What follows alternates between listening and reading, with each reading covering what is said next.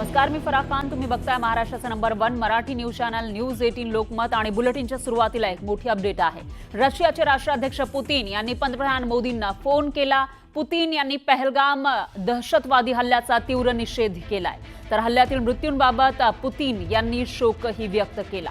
दहशतवाद विरोधी लढाईत भारताला रशियाचा पूर्ण पाठिंबा असल्याचं पुतीन म्हणाले. नुकताच भारतानं रशियासोबत एक अत्यंत महत्त्वाचा करार केलाय. भारतानं रशियाकडून अत्याधुनिक इग्ला-एस ही क्षेपणास्त्र खरेदी केली आहेत. सुमारे 260 कोटींचा हा करार आहे. यामध्ये रशियाकडून 48 लॉन्चर आणि 85 मिसाईल खरेदी करण्यात आलेले आहे. दरम्यान रशियाचे राष्ट्राध्यक्ष पुतीन भारतामध्ये येणार आहेत. पंतप्रधान मोदी यांच्या निमंत्रणानंतर पुतीन भारतात येणार असल्याची माहिती आहे. मोदींचं निमंत्रण पुतीन यांनी स्वीकारलंय.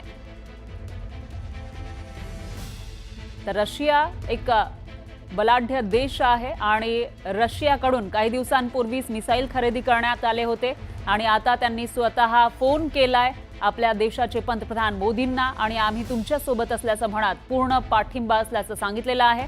रशियाच्या राष्ट्राध्यक्षांनी मोदींना फोन केला आहे. काही दिवसांपूर्वी पहलगाममध्ये दहशतवादी हल्ला झाला. या भ्याड हल्ल्यामध्ये 26-27 पर्यटकांचा मृत्यू झाला होता आणि त्यानंतर भारत पाकिस्तानमधील तणाव वाढलेला असतानाच आता रशियानं भारताला पाठिंबा दर्शवलाय.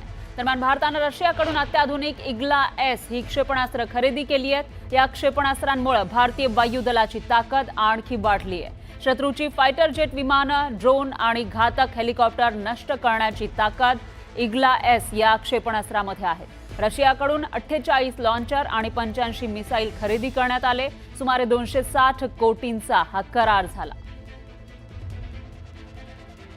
आणि याविषयी अधिक माहितीसाठी आपले प्रतिनिधी प्रशांत लीला रामदास हे आपल्या सोबत फोन लाईनवर जोडले गेले आहेत. प्रशांत, भारताला पाठिंबा वाढताना दिसतोय. एकीकडे पाकिस्तान हा एकाकी पडत असताना दुसरीकडे रशियासारख्या बलाढ्य देशानेही भारताला पाठिंबा दर्शवलाय.